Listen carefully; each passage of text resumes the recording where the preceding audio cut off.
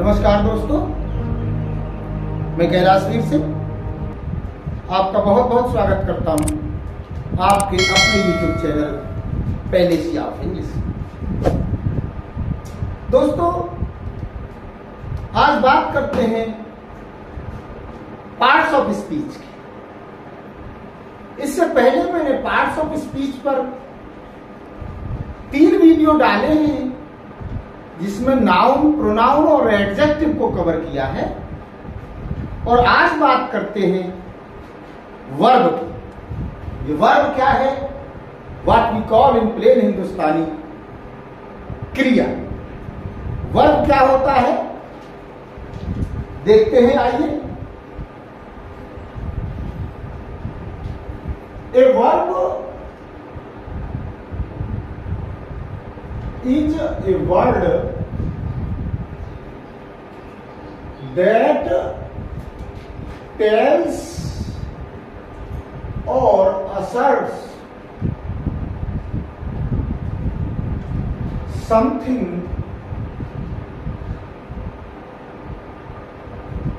about a person or a thing। क्या होता है verb? A verb is a word that tells something or asserts something about a person or a thing। Verb यानी क्रिया वो parts of speech है जो किसी वस्तु या किसी व्यक्ति के विषय में कुछ असर्ट करता है, कुछ बताता है, कुछ बताने की कोशिश करता है, उसे हम वर्ब कहते हैं। ये जो शब्द है वर्ब, ये लैटिन भाषा, लैटिन लैंग्वेज से आया है। लैटिन लैंग्वेज के वर्बम शब्द से आया है।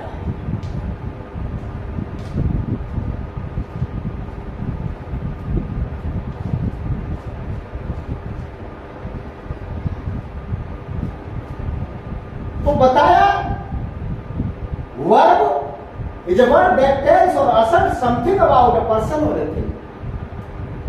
वर्ब वो शब्द होता है जो किसी व्यक्ति या किसी वस्तु के विषय में कुछ जानकारी देता है, कुछ बताता है।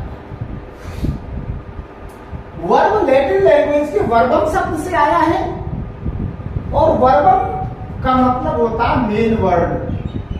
वर्बम is equal to main word. Main word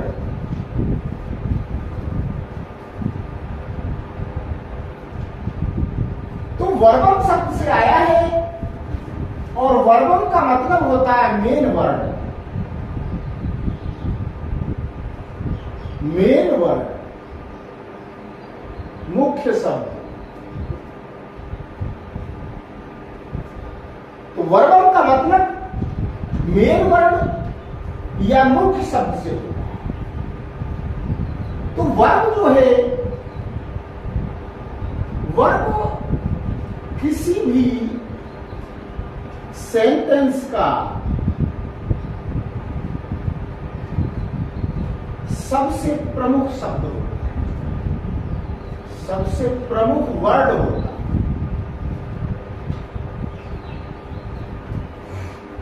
word होता है,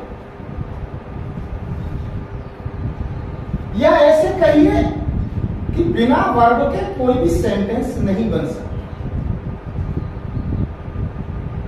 बिना वर्ब के कोई भी सेंटेंस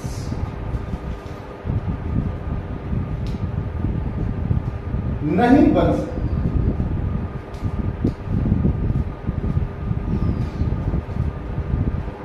यानी किसी भी प्रकार के किसी भी सेंटेंस की रचना नहीं हो सकती बिना वर्ब। तो वर्ब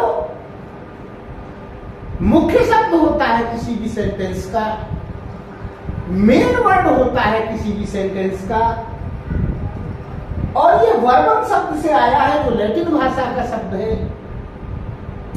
वर्ब के बिना कोई सेंटेंस नहीं बनता, और एक सेंटेंस में वर्ब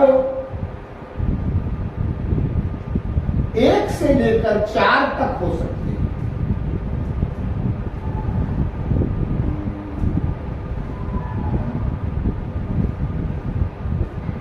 एक ही सेंटेंस में सिंगल वर्ब भी हो सकता है और मैक्सिमम 4 वर्ब भी हो सकते हैं।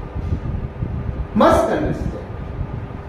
तो ये वर्ब से विषय में कुछ मैंने बेसिक चीजें आपको बताई, ये आपकी समझ में आया होगा कि बिना वर्ब के कोई सेंटेंस नहीं बन सकता। अब देखिए, जैसे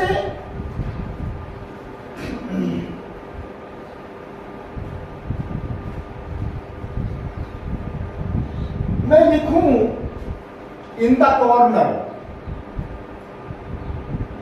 इन दी कॉर्नर,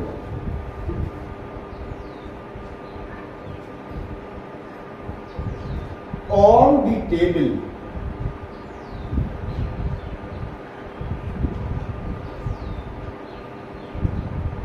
इन द रूम, यानी इन द कॉर्नर कोने में, ऑन द टेबल टेबल पर, इन द रूम कमरे में। इससे एक अर्थ मिला हमको, लेकिन इसमें वर्ब नहीं है। ये एक सीमित अर्थ को व्यक्त करता है, लेकिन इसमें वर्ब नहीं है। And this is because it is not a sentence, it is a phrase. इसलिए इसको हम सेंटेंस नहीं बोलेंगे, बल्कि इसको हम फ्रेज बोलेंगे। फ्रेज क्या है? सीमित अर्थ व्यक्त करता है, सीमित अर्थ देता है, और इसमें वर्ब का प्रयोग नहीं होता, वर्ब का प्रयोग नहीं होता।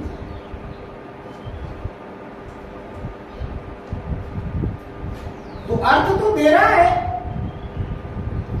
लेकिन सीमित अर्थ देता है, इसमें किसी वर्ब का प्रयोग नहीं है, इसलिए ये सेंटेंस नहीं है, ये एक फ्रेज है।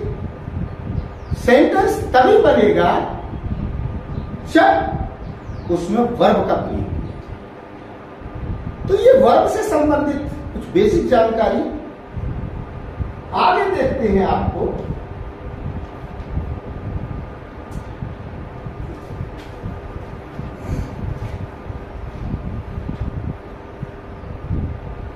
अब वर्ब के काइंड्स ऑफ वर्ब, वर्ब के प्रकार। Number 1, intransitive verb.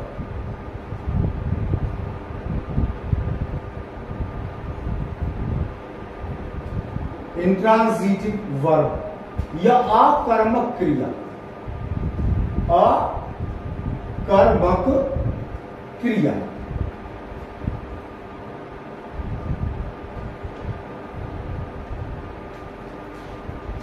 Intransitive verb अकर्मक क्रिया, ए माने नहीं, कर्म जिसमें कर्म न हो, उसे हम इंट्रांजिटिव वर्ब कहते हैं। The verb which has no object at all, वो क्रिया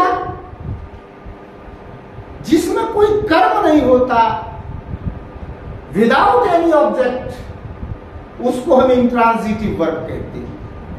जैसे सेंटेंस देखें, he sleeps, she reads, you go, they laugh, and so on.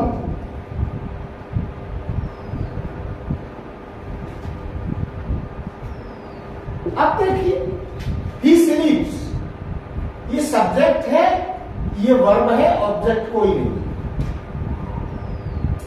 ऐसे देखिए, she reads, ये सब्जेक्ट है, ये वर्ब है, ऑब्जेक्ट कोई नहीं है। यू गो, ये सब्जेक्ट है, ये वर्ब है, ऑब्जेक्ट कोई नहीं है। और ये सब्जेक्ट है, ये वर्ब है, ऑब्जेक्ट कोई नहीं। तो intransitive verbs are those kind of verbs which have no object with them, जिन क्रियाओं के साथ किसी कर्म का प्रयोग नहीं होता, विदाउट एनी ऑब्जेक्टिव, उनको इंट्रांजिटिव वर्ब कहते हैं। जैसे देखिए, ही स्लीप्स सब्जेक्ट है और वर्ब है। जब वर्ब है तो कुछ ना कुछ अर्थ जरूर होगा, क्योंकि बिना वर्ब के कोई सेंटेंस नहीं। सेंटेंस बिना वर्ब के नहीं बन सकता। और मैंने बताया कि 1 से लेकर 4 तक वर्ब एक सेंटेंस में मिल सकते हैं। और एक बड़ी विचित्र बात है कि एक सिंगल वर्ड का भी सेंटेंस हो सकता है, बशर्ते कि वो वर्ड जो वर्ब हो। एक सिंगल वर्ड का भी एक सेंटेंस हो सकता है, बशर्ते कि वो वर्ड क्या हो, वर्ब हो। एक अकेले शब्द का भी सेंटेंस हो सकता है, लेकिन शर्त यह है कि वो शब्द क्रिया हो, वर्ब हो। जैसे हम कहें गो, जाओ, हो गया ना सेंटेंस, और ये केवल अकेला है वर्ब। जैसे हम कहें सिट, बैठो, ये अकेला वर्ड है, पूरे सेंटेंस का कार्य कर रहा है। जैसे कहें रीड, पढ़िए या पढ़ो, तो देखिए एक अकेले शब्द का भी एक सेंटेंस हो सकता है, बशर्ते कि वो शब्द क्रिया हो, वर्ब हो। तो मैंने बताया कि वर्ब में एक शब्द भी हो सकता है वर्ब वाला, और 4 वर्ड भी हो सकते हैं। यानी एक वर्ब भी हो सकता है, एक क्रिया भी हो सकती है एक सेंटेंस में, और 4 क्रियाएं भी हो सकती हैं, और एक अकेले वर्ब से भी सेंटेंस बन सकता है। जैसे गो, सिट, रीड एंड सो। अब इंट्रांजिटिव क्या होता है? जिसमें ऑब्जेक्ट नहीं होता। आप समझ गए हो? इससे अगला देखते हैं ट्रांजिटिव वर्ब।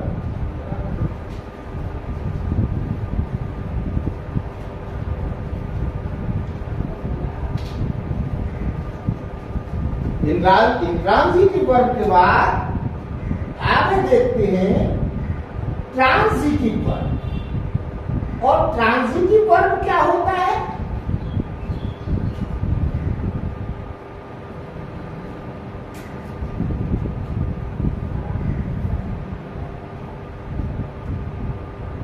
सकर्मक क्रिया, यानी जिसमें क्रिया साथ हो। इंट्रांजिटिव आकर्मक, जिसमें कर्म साथ न हो। लेकिन ट्रांजिटिव जिसमें कर्म दिया हुआ, जिस वर्ब के साथ ऑब्जेक्ट भी हो, उसको ट्रांजिटिव वर्ब कहते हैं। क्या कहते हैं? Transitive verb. जैसे देखें, he reads a book, he reads. अगर इतना ही छोड़ दें, ये सब्जेक्ट है, ये वर्ब है, तो ये हो जाएगा आपका इंट्रांजिटिव। इंट्रांजिटिव वर्ब यानी नो ऑब्जेक्ट, कोई ऑब्जेक्ट नहीं है। और अगर हम इसी को आगे बढ़ाएं, ही रीड्स ए बुक,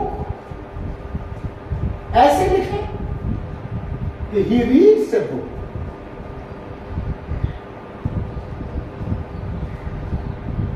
ये हो गया सब्जेक्ट, ये हो गया वर्ब, और ये हो गया ऑब्जेक्ट। तो ये क्या है? Transitive verb. क्या है ये है ट्रांजिटिव। ही रीड्स इंट्रांजिटिव, और इसमें बाद ऑब्जेक्ट जोड़ दें तो वो क्या हो जाता है? वो हो जाता है ट्रांजिटिव वर्ब। जैसे रामा राइट्स, WRITES, अगर हम इसको यहीं तक सब्जेक्ट और वर्ब पे ही छोड़ दें, राम लिखता है, इसका ऑब्जेक्ट नहीं है, तो ये इंट्रांजिटिव वर्ब है। लेकिन हम इसे आगे करें, राम राइट से लेटर, तो लेटर क्या है? ये ऑब्जेक्ट। ये क्या है? ऑब्जेक्ट। तो ये ट्रांजिटिव वर्ब, ये क्या होगा? ट्रांजिटिव, यानी जिसमें ऑब्जेक्ट होता है साथ वर्ब के वो ट्रांजिटिव होता है, और जिसमें ऑब्जेक्ट नहीं होता वो इंट्रांजिटिव होता है। जैसे Sheela plays hockey, Sheela plays hockey. अब शीला प्लेज तक ही अगर हम छोड़ दें तो ये इंट्रांजिटिव है क्योंकि ऑब्जेक्ट नहीं है, और शीला प्लेज हॉकी तक लेके आए तो हॉकी क्या है? ये ऑब्जेक्ट है, और जब वर्ब के साथ ऑब्जेक्ट मिल गया तो ये ट्रांजिटिव वर्ब क्या हो गया? ये ट्रांजिटिव वर्ब। तो बड़ी सीधी सी बात है कि इंट्रांजिटिव वर्ब वो वर्ब होते हैं जिनके साथ ऑब्जेक्ट नहीं होता, और transitive verbs are those kind of words which have objects with them। जिस वर्ब के साथ ऑब्जेक्ट होता है उसे ट्रांजिटिव वर्ब कहते हैं, सकर्मक क्रिया कहते हैं। लेकिन जिस वर्ब में ऑब्जेक्ट नहीं होता उसे इंट्रांजिटिव या अकर्मक कहते हैं। तो आपको ये समझ में आया कि ट्रांजिटिव क्या है, इंट्रांजिटिव क्या है, या वर्ब क्या है। अब अभी ऑब्जेक्ट की बात चली थी,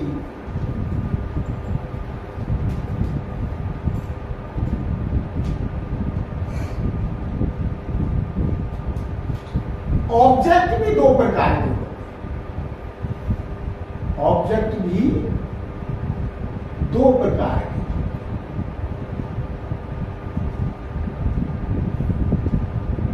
एक तो होता है इनडायरेक्ट ऑब्जेक्ट, इनडायरेक्ट ऑब्जेक्ट, और एक होता है डायरेक्ट ऑब्जेक्ट। इनडायरेक्ट ऑब्जेक्ट कोई जीवित प्राणी होता है, जीवित प्राणी, और डायरेक्ट ऑब्जेक्ट कोई निर्जीव वस्तु होती है। क्या होती है? निर्जीव वस्तु।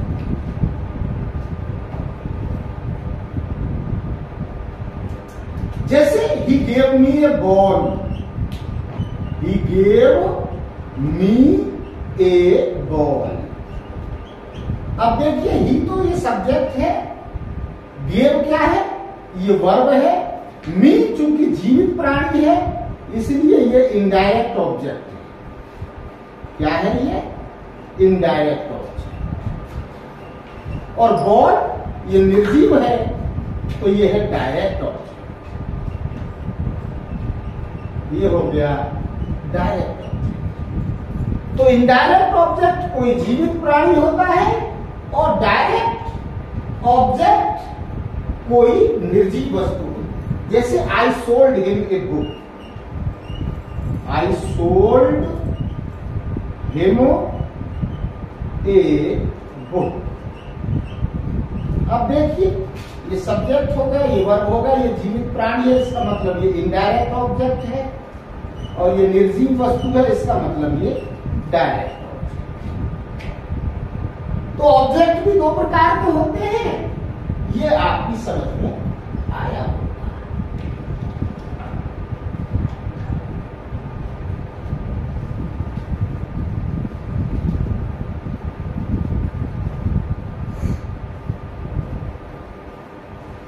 इसके बाद हम देखते हैं ट्रांजिटिव और इंट्रांजिटिव वर्ब के बाद लिंकिंग वर्ब देखते हैं। लिंकिंग वर्ब,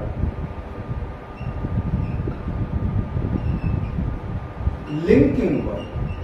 ये लिंकिंग वर्ब क्या है? जिस वर्ब को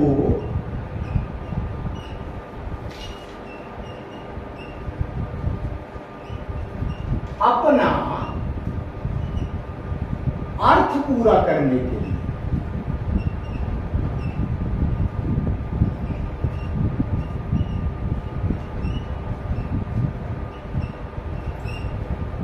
अपने कॉम्प्लीमेंट की जरूरत है। कॉम्प्लीमेंट, कॉम्प्लीमेंट कहते हैं पूरक, पूरक की आवश्यकता।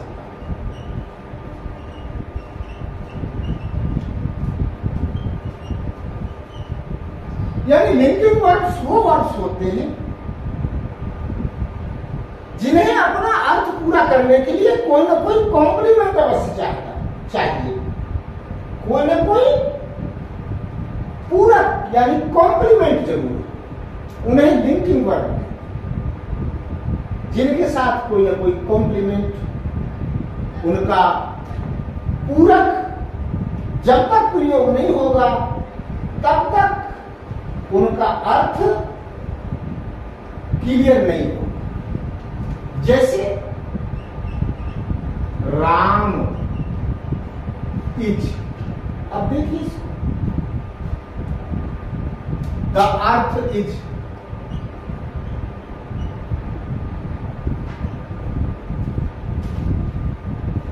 ये इज और ये इज, ये लिंकिंग वर्ब है। क्या है ये?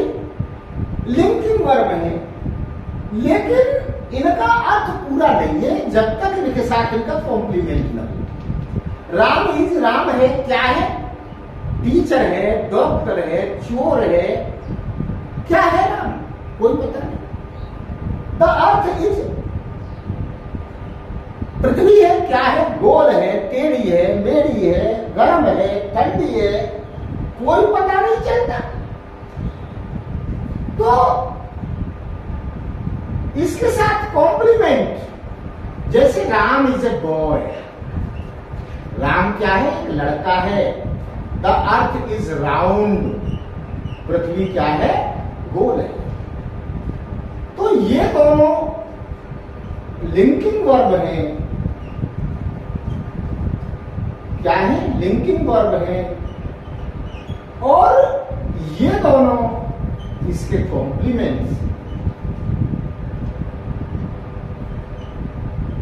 तो लिंकिंग वर्ब का अर्थ जब तक पूरा नहीं होता, जब तक कि उसके साथ उसका कॉम्प्लीमेंट न हो। जैसे और देखिए, और देखते हैं वो सेंटेंस। जैसे हमने द पेपर्स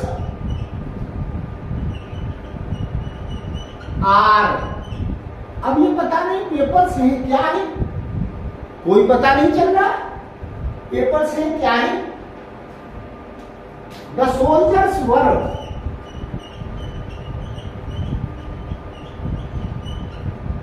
सिपाही थे, पता नहीं क्या थे।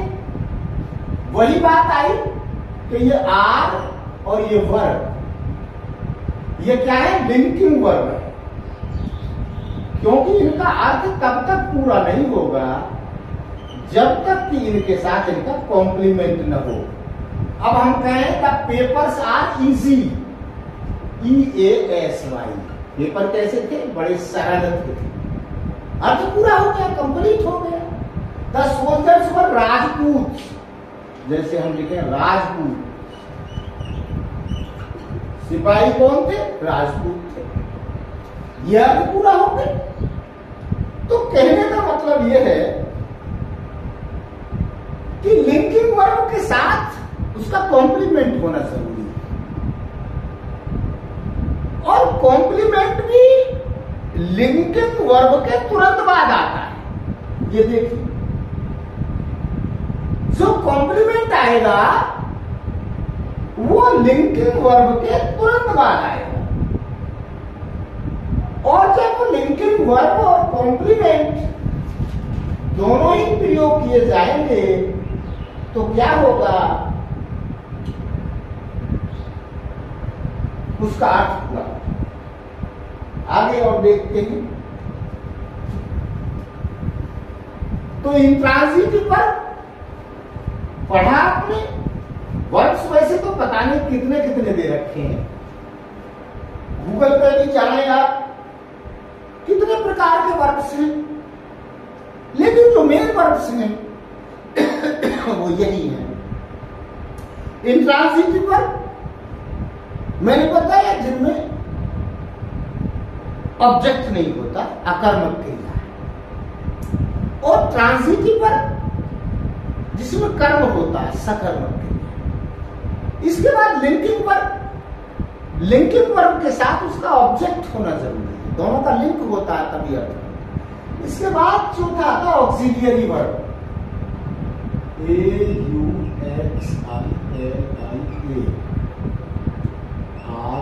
ऑक्सिलियरी वर्ब, या इसे हेल्पिंग वर्ब भी कहते हैं।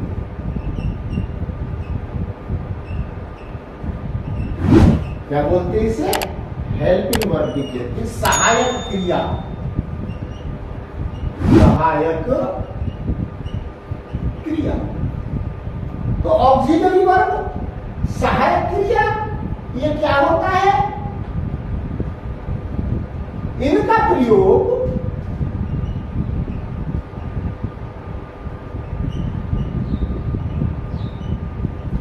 फुल वर्ब्स यानी मेन वर्ब के साथ, मेन वर्ब के साथ किया।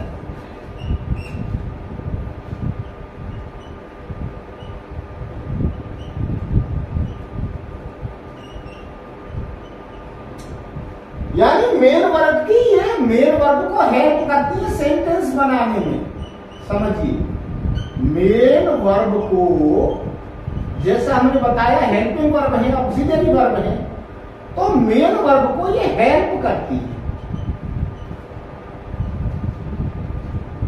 क्या करती है? हेल्प करती है सेंटेंस बनाने में। ये ध्यान रखें, इसलिए इनको हम ऑक्सिलियरी वर्ब या हेल्पिंग वर्ब कहते हैं, क्योंकि ये मेन वर्ब के साथ प्रयोग होती है और उसको सेंटेंस बनाने में ये मदद करती है। और ये दो होती हैं, primary auxiliaries, primary auxiliary, primary auxiliary, be, have, do, ये प्राइमरी ऑक्सिलरी। बी का form is am are, has, have, had,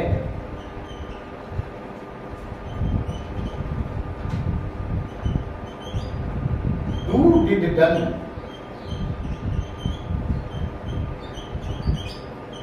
ये इनके विभिन्न रूप होते हैं। तो प्राइमरी ऑक्सिलरीज, ऑक्सिलरीज दो हो गई, एक तो प्राइमरी ऑक्सिलरीज और दूसरा मॉडल ऑक्सिलरीज।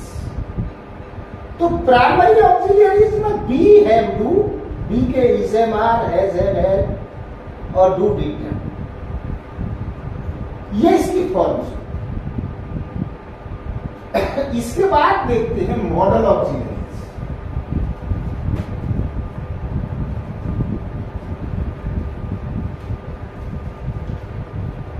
प्राइमरी ऑक्सिलरी के बाद अब देखेंगे हम मॉडल्स या मॉडल ऑक्सिलरी क्या है।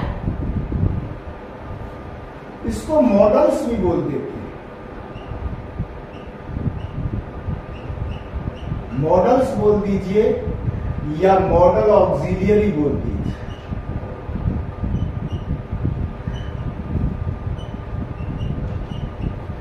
दोनों नामों से। और ये मॉडल्स क्या होते हैं? मॉडल ऑक्सिलरीज क्या होती हैं? मॉडल्स का प्रयोग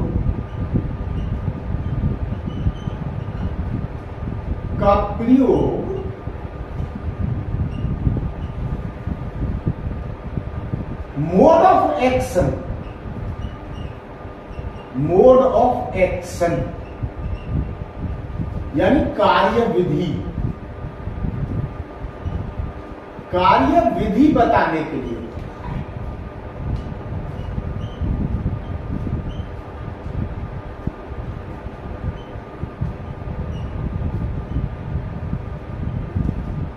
देखिए मॉडल जो शब्द है ये मोड से निकल कर आया है, MODE मोड से मॉडल बना है। मॉडल तो मोड कहते हैं कार्य विधि या क्रिया विधि, कार्य विधि या क्रिया विधि। तो ये मॉडल्स का प्रयोग क्या है? ये मोड ऑफ एक्शन बताता है, कार्य की विधि बताता है, और ये फुल वर्ब के साथ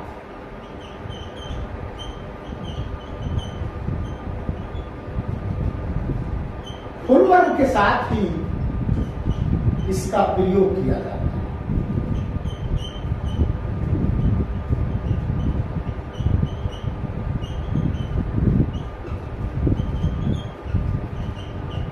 तो पहला पॉइंट क्या हुआ कि मॉडल्स का प्रयोग मोड ऑफ एक्शन कार्य विधि बताने के लिए होता है, और ये फुल वर्ब के साथ ही इसका प्रयोग किया जाता है। इसके साथ फुल वर्ब का होना बहुत जरूरी है, लेकिन यह मेन वर्ब की तरह कार्य नहीं करता।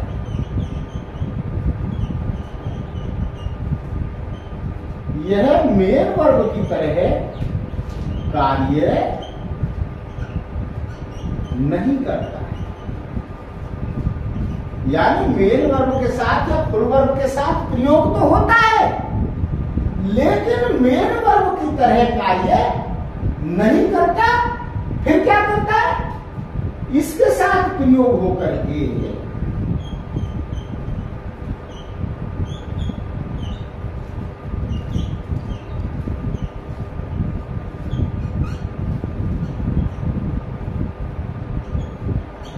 मोड ऑफ एक्शन, वही बात आती है, मोड ऑफ एक्शन यानी कार्य विधि बतलाता है। क्या बतलाता है? कार्य विधि। तो पहला पॉइंट मॉडल्स का प्रयोग मोड ऑफ एक्शन कार्य विधि बताने के लिए होता है। दूसरा फुल वर्ब के साथ ही इसका प्रयोग होता है, मेन वर्ब के साथ। तीसरी बात है, यह मेन वर्ब की तरह कार्य नहीं करता, बल्कि इसके साथ प्रयोग होकर के क्या करता है? मोड ऑफ एक्शन या कार्य विधि बताता है।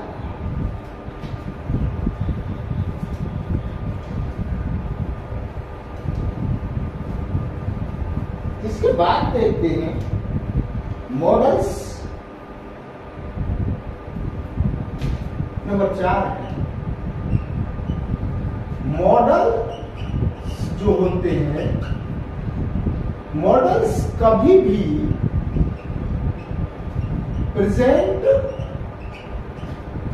या पास्ट पार्टिसिपल का काम नहीं करते।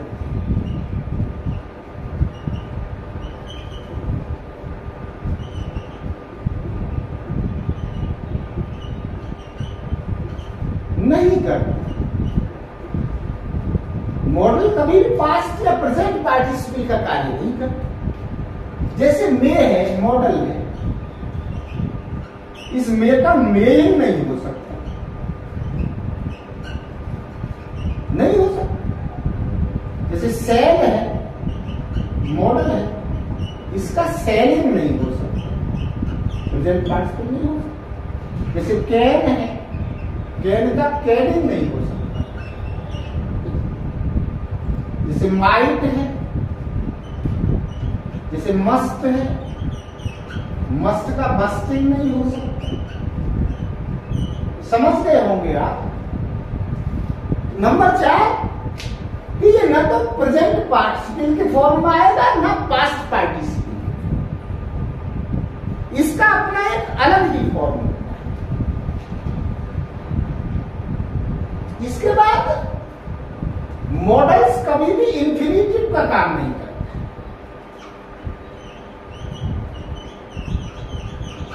मॉडल्स कभी भी इंफिनिटिव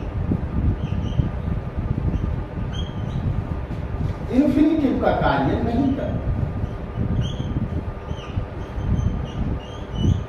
इंफिनिटिव का कार्य नहीं करते। तो मॉडल्स कभी भी न तो प्रेजेंट पार्टिसिपल फॉर्म में होगा, ना पास्ट पार्टिसिपल फॉर्म में होगा जैसे, और मॉडल्स कभी भी इंफिनिटिव का कार्य नहीं करते।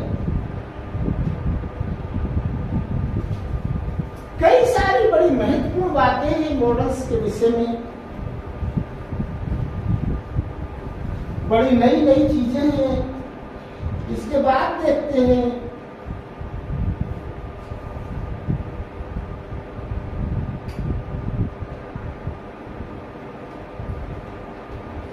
नेक्स्ट है, शायद 6 है, जो मॉडल्स होते हैं, जो भी मॉडल्स होते हैं वो मॉडल्स किसी वर्ड ग्रुप का पहला शब्द है।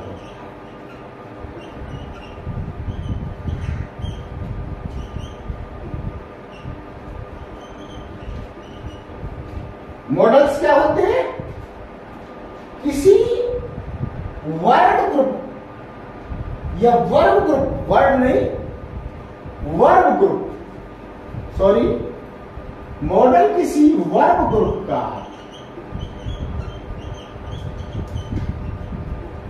पहला शब्द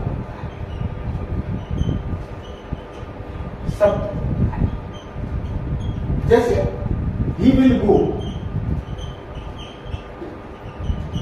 ये पहला शब्द हो गया वर्ब ग्रुप। यू मे गो या यू मे स्लीप, ये पहला शब्द हो गया वर्ब ग्रुप का।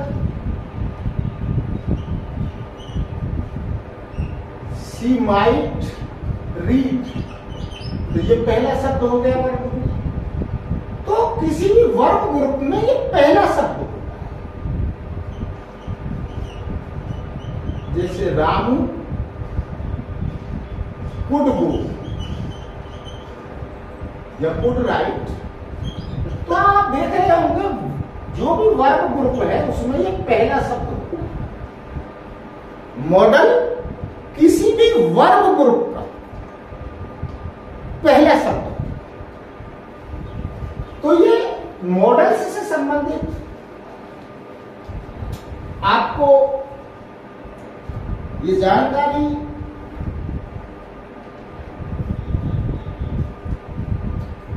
इसके बाद मॉडल्स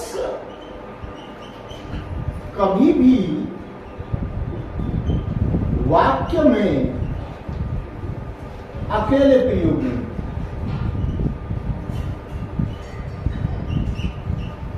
अकेले प्रयोग नहीं होता।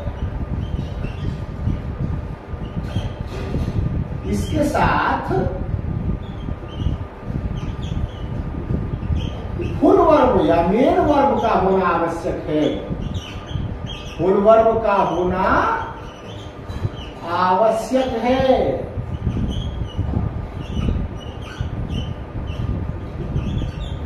जो भी मॉडल्स हैं वो कभी भी अकेले प्रयोग नहीं होते, बल्कि उनके साथ फुल वर्ब या मेन वर्ब का होना बड़ा आवश्यक है।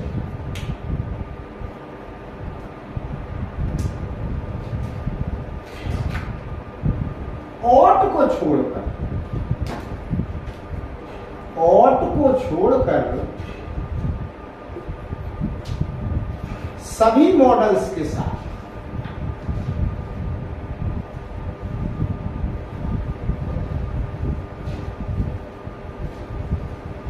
वर्ब की बेस फॉर्म आती है।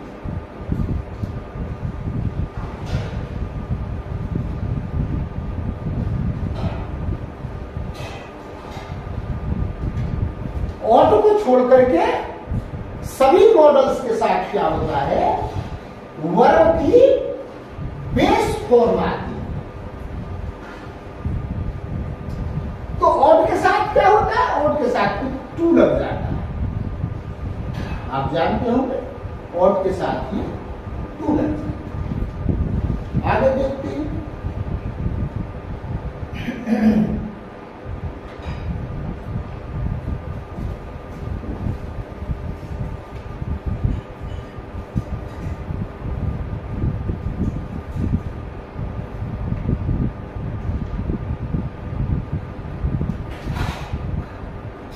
कुछ अपवादों को छोड़, आप जानते हैं कि इंग्लिश में अपवाद हर नियम के बहुत सारे नियम हैं, लेकिन उसका एक एक्सेप्शन जरूर है, उसका एक अपवाद जरूर है। इसी तरह से क्या है कि कुछ अपवादों को छोड़कर, यानी बारिंग सम एक्सेप्शंस, कुछ अपवादों को अगर छोड़ दिया जाए तो मॉडल्स किसी भी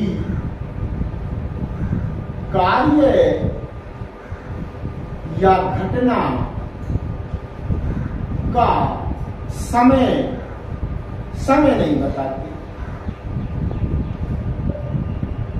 समय नहीं बताते। किसी भी मॉडल को आप देखें, टाइम से उसका कोई लेना देना नहीं। कभी भी वो मॉडल्स जो हैं वो समय नहीं बताते। और 10वां पॉइंट ये है आपका कि मॉडल्स कभी भी मेन वर्ब की तरह कार्य नहीं करते।